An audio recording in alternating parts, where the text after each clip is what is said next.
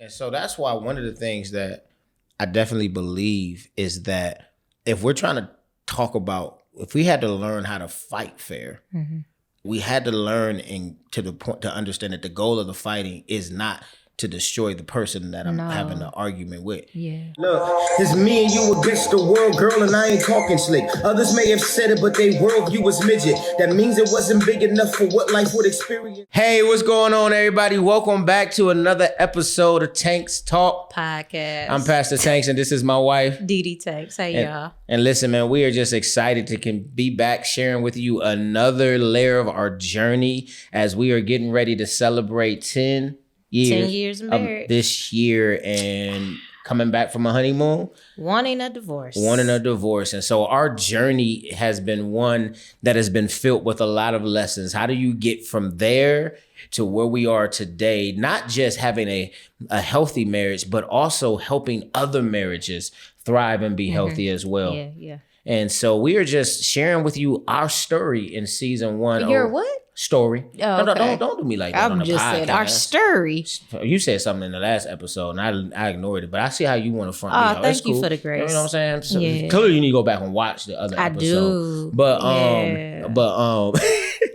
no, we just really want to be able to share our story and the lessons that we learned from it in this season, and hope that it blesses couples that are watching and giving hope. At the end of the day, I hope that what people get most from our story is that they get hope. Yeah, y'all can do it. You can do it. You can make it. You can overcome a lot of things with Holy Spirit. Absolutely. And so in this episode, man, we want to talk about there was a fight we had. My wife was reminding me of a fight we had. And in this fight, we were talking essentially about education with self. And I'll just give you a little bit of backstory. You know, I barely graduated high school, 1.8 or 3 GPA. Yeah. You know, I live that life of a street cat, you know what I'm saying? I dressed it too, apparently. But, shout out to the church for letting me know. But by the time I get saved and I want to like pursue Christ, I'm told by my pastor at that time to go to school. Yeah. So that's what I did. But my GPA was so bad. You couldn't get in many places. So here I am, this 28-year-old, 27, 28-year-old or something, trying to go back to school. And I can't pass none of the dang on tests to get in, nothing.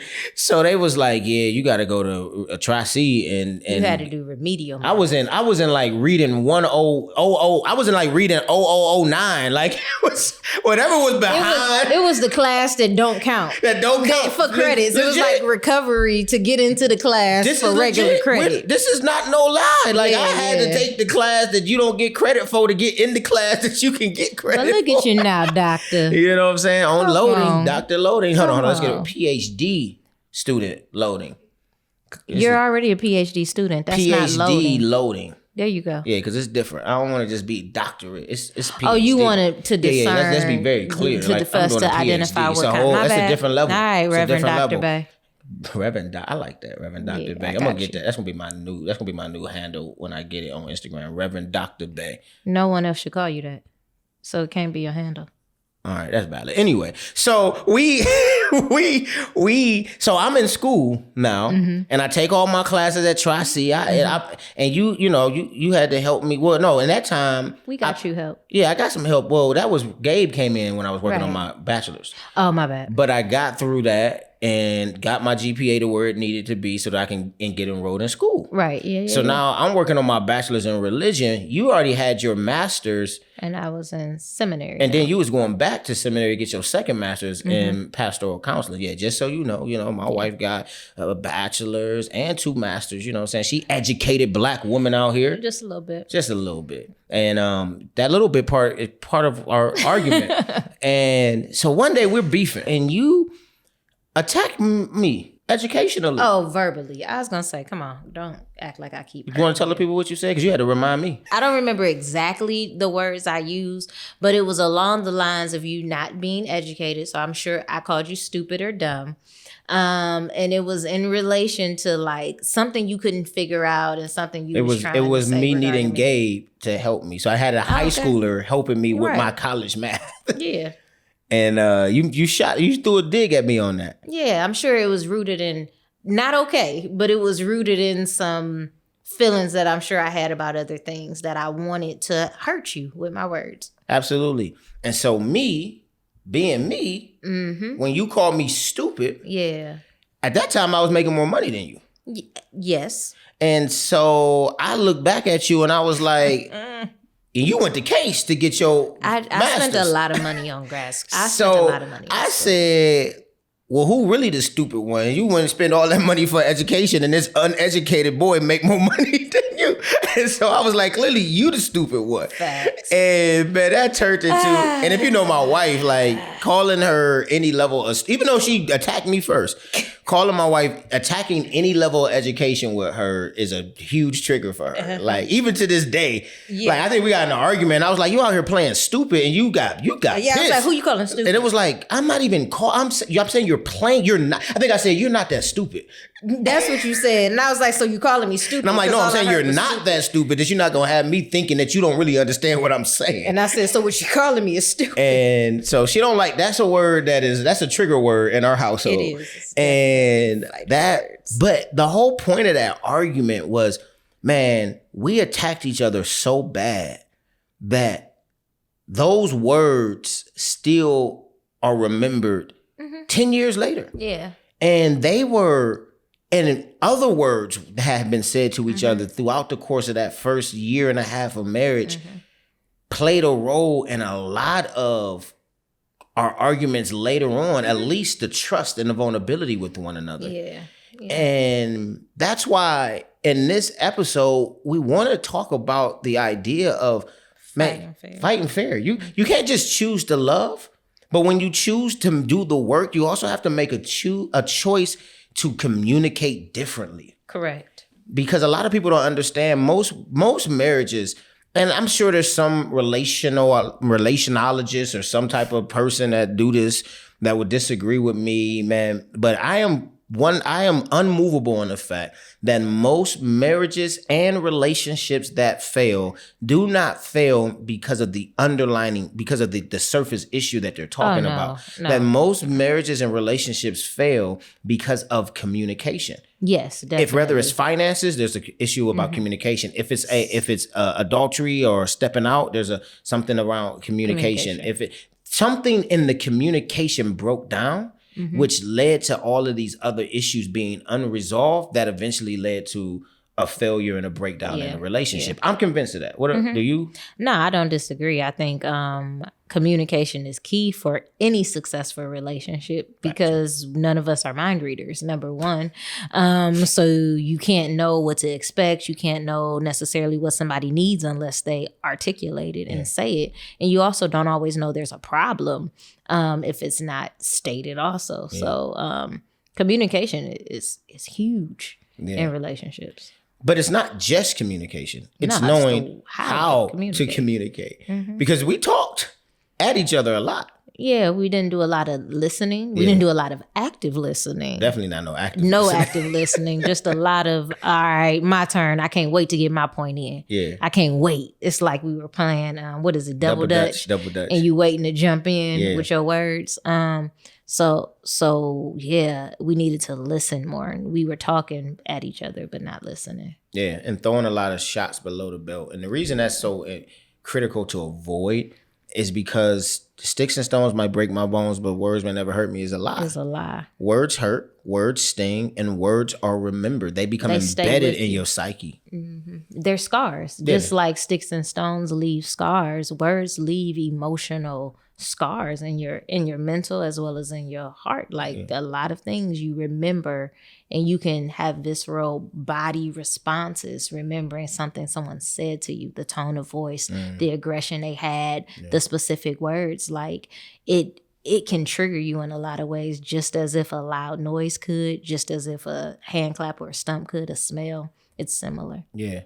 No, that's true. And so that's why one of the things that I definitely believe is that if we're trying to talk about, if we had to learn how to fight fair, we had to learn to the point to understand that the goal of the fighting is not to destroy the person that I'm having an argument with. Yeah. And even recently in one of our marriage ministries, we talked about the ally or the adversary. Versus the adversary. Yeah. And learning to see your spouse differently as not an adversary, but an ally, because I'm not trying to harm my allies, which means I'm going to be a lot more reserved, a lot more conscious of the words that I'm saying, versus sometimes when we're not fighting fair in marriages. Oh, we don't care. We don't care. Like you're an enemy of mine on the other side. Instead of my wife, instead of the person being your husband, it's like you're an enemy, and I'm out for blood. How do I hurt you the most right now? Because typically I'm already been hurt. Right. And I want to hurt you back. And so now I want to hurt you back. Instead of expressing the hurt,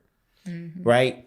When you see somebody as an adversary, you assume that the hurt was intentional. Yeah. So instead of expressing the hurt and allowing your ally to repent, apologize, and make correction, you view him or her as an adversary.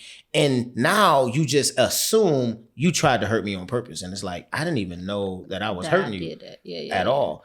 And so one of the things that we recently been teaching married people that we meet with is ally versus adversary. Make a choice to see your spouse as your ally so that the conversation looks different, or the conflict, which is inevitable, looks different. Yeah, no, absolutely. And when you look at somebody as an ally versus an adversary, like an ally is on your team. Yeah. So at the same time, like if I'm your ally, then at the end of the day, we should have the same goal in mind at the end of the day. Yeah. So if it's a conflict, like at the end of the day, the end result should be that we both want the conflict resolved. We both want reconciliation. We both want our marriage or our family to win because we're on the same team. Yeah. So I don't need to win if you're my ally. Yeah. I need us to win. Yeah. And so now I'm willing to do what it takes for us to win, not just for me to win or for me to get mine off when I look at you as an ally or my teammate. Yeah. And so, man, we had to make a choice in our communication. Always making choices. I don't think we weren't using the ally adversary line back then, but we were using the whole like, okay, you're not my enemy right now. You're my loved one. We have to figure out a better way to communicate our hurts so that there can be corrective action behind those versus just now you got to apologize too. Now the conversation's not really progressing. And we had so many, man, just hard fights that if you look back on it, it's like, man, I wish we could have never said that. And then have to go there. And because it's simple stuff. Yeah, it's because the reality for us is learning when to like, somebody got to be humble enough to stop arguing. Yeah. And somebody got to be humble enough to just be like, all right, you got that right now. Yeah. Like, and we initially, I think, at least for me, had a hard time being the one to be like, I ain't gonna do no more digs at you. Right. Like, I'ma stop. Definitely. Don't do that. Huh? I'm just saying, you don't have to ad lib. I have to ad lib. I didn't ask for amen. You didn't ask for amen. And so like that's difficult though for that was difficult for me, I'll say. Amen. We had a lot of fights where it was kind of like, because I'll be quick to be like, yo, I'm done talking about this. And it's like, and you like, that's not the way you should say. And you like, and now I'm like, I told you I'm not talking about this no more. And I can do it with a straight face, and I know it just tear you up because I'm just like, I'm done. I'm done. Yeah, it's okay. I don't want to talk about it no more. And I'm just looking at it, and I know it's eating at you, and I'm like, it's tearing her up, and you just keep going, and eventually you get mad. I remember you got so mad at our old house. We got to arguing about something, and you got mad, and you went outside and kicked the garbage can. Don't do that. No, guys, listen. I'm telling. She gets mad, right? I'm talking to the camera and the people in the room with us. She gets so mad. We had all of these beautiful, at our old house, we had a back room that it was an addition. All of these big, long glass window panes around the whole side. And I'm on the bed because we moved our room back there. I'm on the bed. She gets mad. She goes out the door because it has its own entrance. kicks the garbage can into the glass, breaks the glass, and my wife don't like spending unnecessary money. Pissed. I was so angry. And so I'm watching glass just shoot through, and this is double pane gas. These are very expensive windows. And I remember, she goes into the garage. I walk into the garage because this is where my I went and got in the car. She gets in the car. I left to go get in. The crazy thing is, I left to go have a time out and kick the garbage can unnecessarily. Kick the garbage can because I was angry. I wanted to hit stop anyway, and I went to go have a time out. That's why I was aggravated in the car because I was like, God, like I thought. I did what I was supposed to do, which was continue as you. And I wasn't even. And the thing is, I'm so petty. I wasn't even mad. So petty that you did it. I just walked out there and I was like, "So you know we gotta pay for that now, right?" I was like, I said, you just cost us a bunch of money, right? Yeah, that's what you said. I cost us a bunch of money. And that's one of those things. Like my husband knows, like finances. I don't like spending unnecessary money. You don't like messing up finances. And nothing. I don't like messing up our finances because I don't want that to be on me. That like, oh, we got to do something extra. Oh, I was aggravated, and it was so bad because it's like some stuff you could like just let slide. But I'm like, we know we gotta get this window fixed like tonight. This is our bedroom window. Like we can't let this. And so now it's extra money to get it fixed right away. I remember, but that's the result sometimes.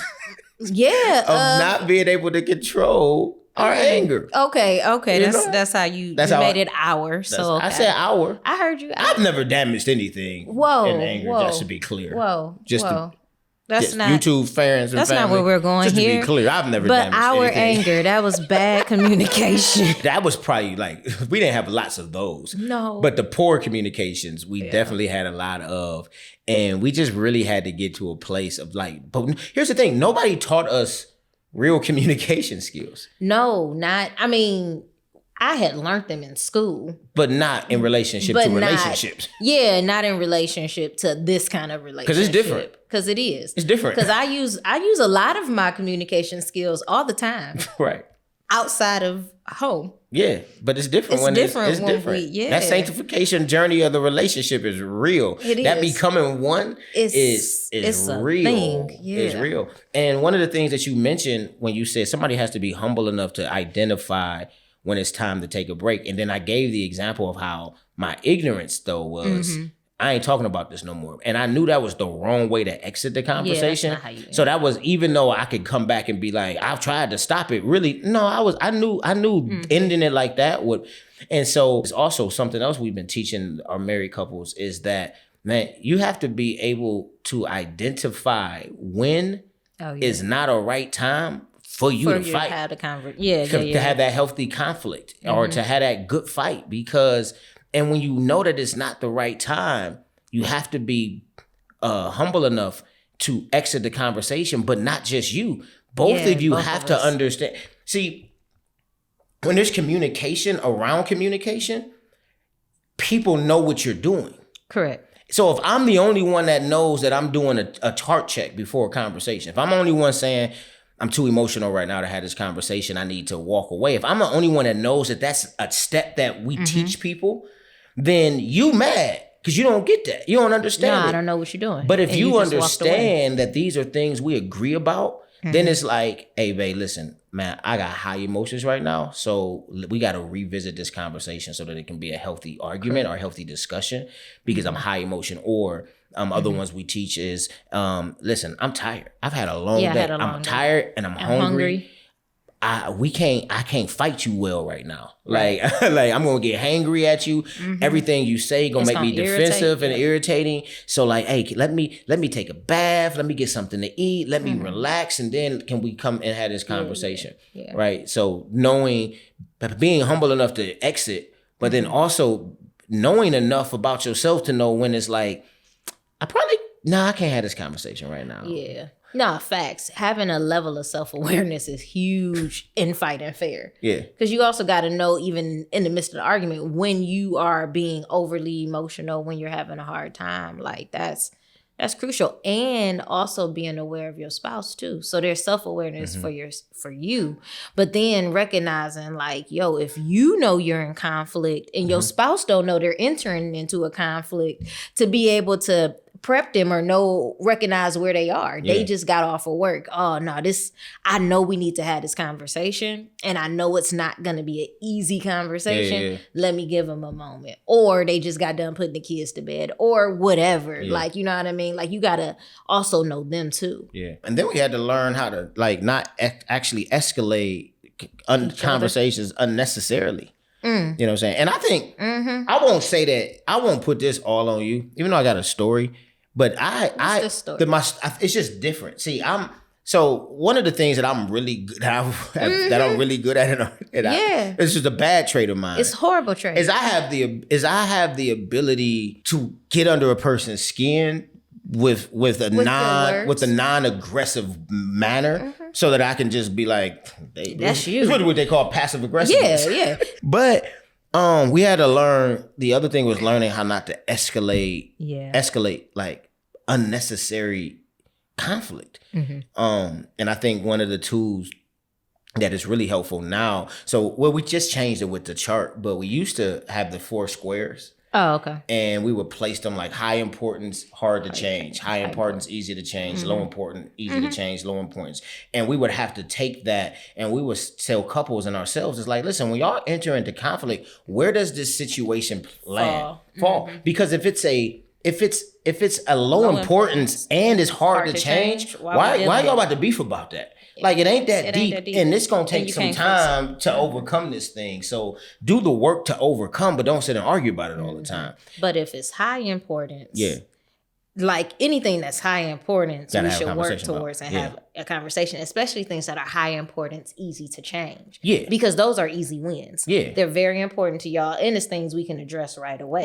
The things that are high importance, hard to change, recognizing that that's the category they're in, and also recognizing that we're going to have to give each other grace. Yeah. Because things that are hard to change are usually rooted in our identity, usually rooted in our value system, usually rooted in that kind of stuff. And so that's not a overnight one and done thing. Yeah, no, it's not. And that whole idea of grace and patience, that's where Jesus got to come into place. Because you got to, like you said, things that are hard to change are not going to be things they're going to be conviction issues. Yeah. Like non-conviction things, we be like, whatever. I don't want to change that, but it's easy for me to pick up my socks on the side of the bed. Is it? Well, first off, don't disrespect me on this podcast. You know you said it was easy. No. Said it was I'm easy. using this as an example. It's not easy for me. Oh, okay. You know what I'm saying? Your identity rooted in your socks. Got it. It's my side of the bed. Why you hating? Because I go in the bath. Continue. I'm sorry. First off, man, don't play me like this. Like, you know what I'm saying?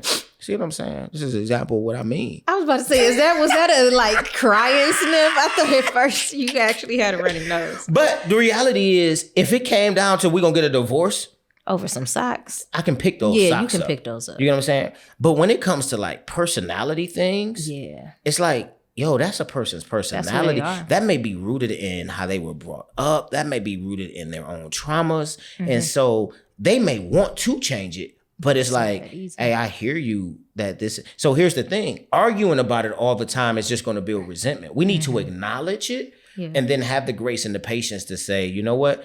We acknowledged it. The person is working on it. Hopefully they actually are working on it. And then give the room and the space for that person to do that work and that healing. And then come back to that conversation. But we used to have to learn that and be like, and most times what you find, like we sit with couples and we say, rate your last argument. Most times the things are low importance and hard to change type things where it's like, or they high importance, easy to change, and somebody just don't want to be. People petty. We petty. People be petty, right? Now we do we introduced the scale. Of like hurt me. Oh yeah. Conviction issues. It was like 4 of them. Yeah. The different scales, and if it's an issue it was values on there too. That was the convictions and values. Yeah. And if it was a conversation, if it ruminated with you. Oh yeah. If it was something that you couldn't stop thinking about, then you need to have a conversation. But if it's something that happened and like it is what it is, you don't think about it often. That ain't necessarily a high priority. You know what I mean? But if you can't stop thinking about something, y'all need to have a conversation about it because it's bothering you. Yeah, and it's going to eventually turn into resentment. Yeah. Mm-hmm. And so helping ourselves and then helping others recognize like how you need to understand where you're at first. Yeah. In a conversation, and you need to understand where the importance of the conversation and how do you bring reconciliation instead of bringing what's the other word I use? Not reconciliation, but antagonizing or making it worse. Oh, okay. And that's part of learning how to fight fair. Yeah. Without any of those skills, y'all just yelling at each other. And once you start down that track of just one-upping, at some point, you're going to say something. Because we all know, what's the ultimate one-up? Mm-hmm. Like, at some point, I got to figure out what to say that's going to be the lay you out. What is that Mortal Kombat finisher? Fatality. Oh, Finish him. Yeah. Fatality. Yeah. Kano wins. Okay. And so, come through, voice. Let's go. But ain't nobody trying to win. One of the things you've always said is that the goal is not for me to win or you to win. It's for us to win. Yeah. What's the best thing for our family in this situation? And that should be the goal of every conflict, every fight is whatever the solution is, it has to benefit the family and not just one of the other person. Yeah.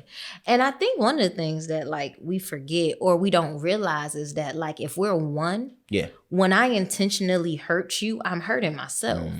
And nobody in a right mind, in their healthy mind, wants to harm themselves. Facts. You know what I mean? And so like that's another reality. Like if I start to look at you as me and we're in this thing and we're one, then it does help me to be more conscious of the things that I say because I don't want to hurt me. Right. Like, you know what I mean? I'm not interested in harming myself in any way. And so I think we do got to get into the habit of looking at our spouse, looking at our significant other as if we're one and the same. I mean, scripture says the two become one. So that's crucial. But in conflict, we shouldn't want to hurt ourselves. You know what I mean? No, absolutely. Yeah. And I just want to read this, right? Because what does Paul say in Ephesians chapter 5?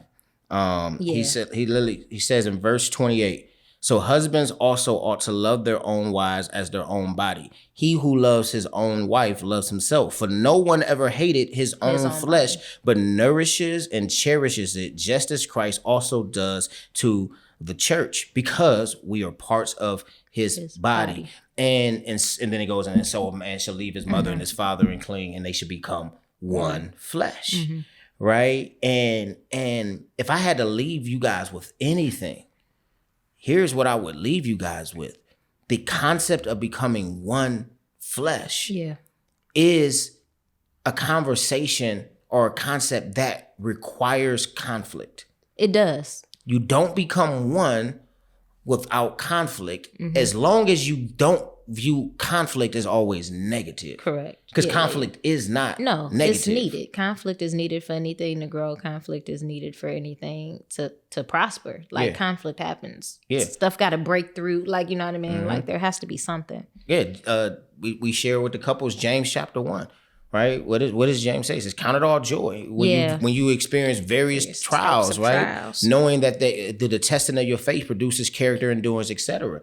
And so James is like, hey, listen, guys, you're going to go through some stuff, but you can count it as joy knowing that how you deal with it produces something healthy on the other side, or you can handle it wrong and just be mad, pity, miserable, going through heavy states of depression and things like that.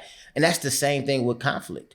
In conflict, I can choose to view the conflict as just bad. Oh my goodness, we got to argue. Oh my goodness, we fighting. Oh my God, we got to have a conversation. Or I can say, no matter how hard this conversation may be, if we handle it well, then the product on the other side of or the fruit that's produced on the other side is going to be healthy and beneficial for the strength of our marriage. And so you have to understand that oneness does not take place without there having to be conflict. We ain't the same person. No, facts. We completely different. And because we're completely different, we think different, we live different, we feel different. And so that naturally is going to rub up against each other eventually. Eventually. Couples go wrong when they think that they're in a bad position if they have conflict. They think, that, we just can't seem to get it right. We just can't seem to agree. Well, y'all two different people. Right. Like, there's no way you're always going to agree. And we love each other to death and have similar values and don't agree on many things. So I think we just different on. They think different on, and that's okay. You know what I mean? That conflict is needed, and we don't have to not have conflict, but it's the way we deal with it and address it. Yeah, we can't avoid conflict, but we can avoid how we handle the conflict.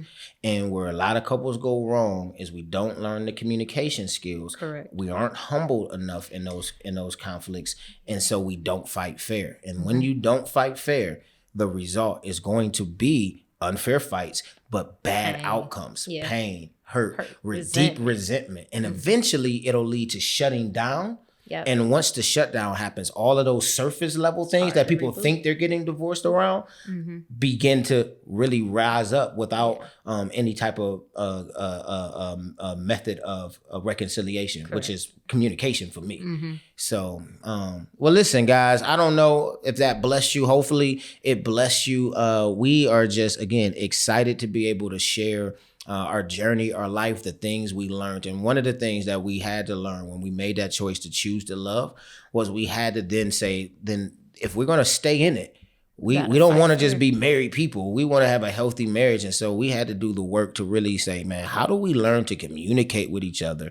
And when conflict, the inevitable conflict arises, how do we learn how to fight in a way that does not harm and hurt one another, but actually leads to fruit that increases the strength of our marriage? Yeah. And so hopefully something we said was able to help you. Hopefully something we said was able to give you some nuggets. Listen, we are always here to try to help people. And so there's many ways that you can reach out to us. If you need help with some charts, some conversation starters, you can reach out to us by just emailing us at itsthetanks@gmail.com. But the best thing that you can do for us is hit that subscribe button, hit the notification bell, hit the like button, hit the share button, hit all the buttons, man, and help us get this podcast out to other people. If this is blessing you, don't just hold on to the blessing. Share with other people who have relationships, who are married, that you feel like, hey, man, this is a couple that's being real and authentic, and they saying some stuff that I think is helpful, and I just want you to support them by simply hitting the subscribe button. Facts. So listen, guys, man, until we see you guys next time, stay tuned, stay locked in to Tanks Talk Podcast. Take care.